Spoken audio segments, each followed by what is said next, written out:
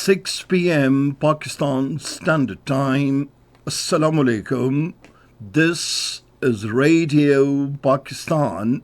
The news read by Daman Zaman. The headlines. The Prime Minister has assured the federal government's support to Azad Jammu and Kashmir government for economic development. The Deputy Prime Minister has called for greater collaboration among the Shanghai Cooperation Organization countries to strengthen the entire region. The Finance Minister has reaffirmed the government's commitment for the private sector participation in economic development of the country. Pakistan has strongly condemned the continuing violations by the Israeli forces in the occupied West Bank. The All Parties Hurriyat Conference has expressed grave concern over the escalating state terrorism in the Indian illegally occupied Jammu and Kashmir. The opening match of the Tri-Nation T20 International Series between Pakistan and Zimbabwe is underway in Rawalpindi. And now the news in detail. The Prime Minister Mohammad Shehbaz Sharif has said the development and prosperity of the people of Azad Jammu and Kashmir are among the federal government's priorities. He made the remarks during his telephonic conversation with the newly elected Prime Minister of Azad Jammu and Kashmir, Raja Faisal Mumtaz Rathore. The Prime Minister extended heartfelt congratulations and best wishes to Raja Faisal Mumtaz Rathore on his election as the AJK Prime Minister.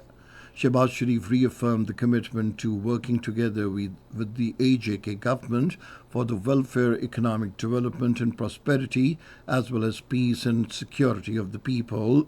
He assured the federal government will provide all possible support to the government of Azad Jammu and Kashmir. The Deputy Prime Minister Mohammad Ishaq Dar has called for the greater focus on innovation, collaboration and deeper integration among the Shanghai Cooperation Organization countries to strengthen the entire region. He was addressing the SCO Council of Heads of Government meeting in Moscow today. Ishaq Dar said Pakistan has developed a technology-driven proactive disaster management system. The Deputy Prime Minister proposed to operationalize financial tools for the promotion of trade and economy.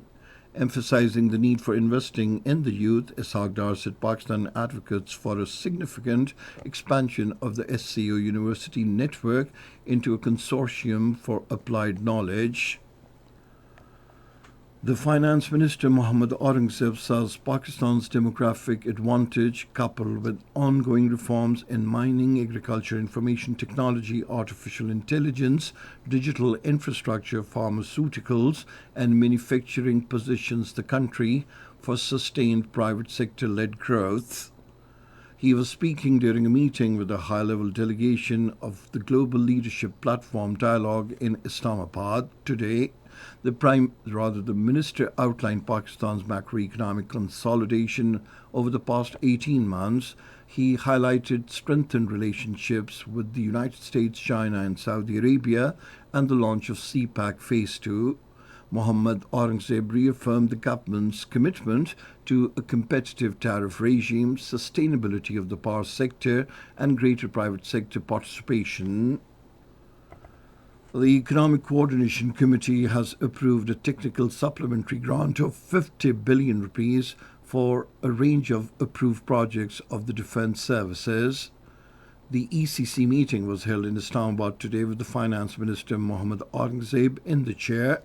The committee approved an additional 841 million rupees as technical supplementary grant to support border control operations, internal security and maintenance of law and order by the Federal Civil Armed Forces.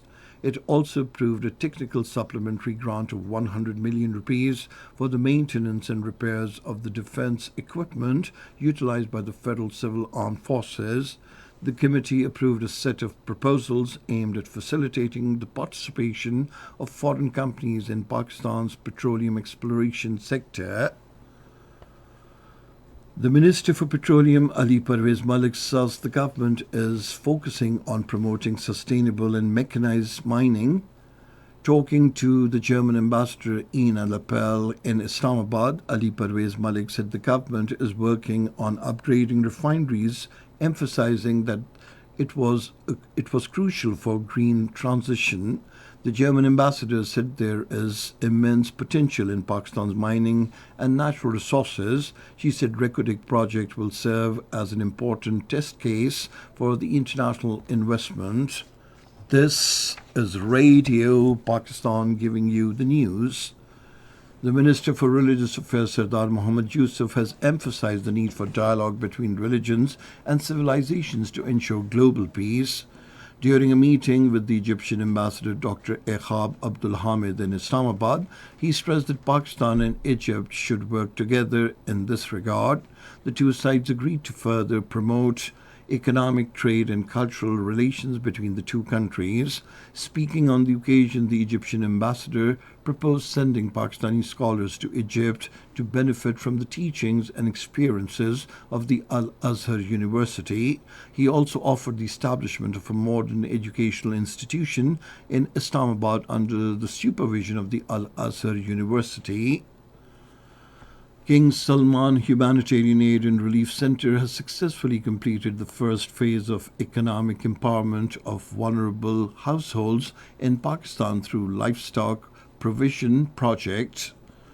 Under this phase, 1,000 beneficiary households from Lower Chitral, Upper Chitral, Lower Dir and Upper Dir received a livelihood support package. King Salman Relief is planning Phase 2 and Phase 3 of the project, with focus on supporting vulnerable households in Sawat, Swabi, Haripur and Mansehra with poultry packages. The families in Charsadda, Mardan and Naushera will be assisted with cattle silage and hands-on training in animal care and dairy production to strengthen their livelihood opportunities. The security forces have killed 15 Khawarij belonging to the Indian proxy Fitna al-Khawarij in two separate engagements in Khyber Pakhtunkhwa. According to ISPR, during operation in Kolachi area of Dera Ismail Khan district, the troops effectively engaged the Khawarij location. Resultantly, 10 Khawarij, including Kharji ringleader Alam Masood, were killed. In another intelligence-based operation in Datta Khel, North Waziristan district, the troops successfully neutralized 5 more Khawarij. Pakistan has strongly condemned the continuing violations by Israeli occupying forces and extremist settlers against Palestinian people in the occupied West Bank. In a statement, the Foreign Office said such actions, including repeated storming of the country yards of Al-Aqsa Mosque and provocations against worshippers, constitute a blatant violation of the international law and the relevant United Nations resolutions. The statement further said it is imperative that sanctity of the holy sites must be ensured in accordance with the international law.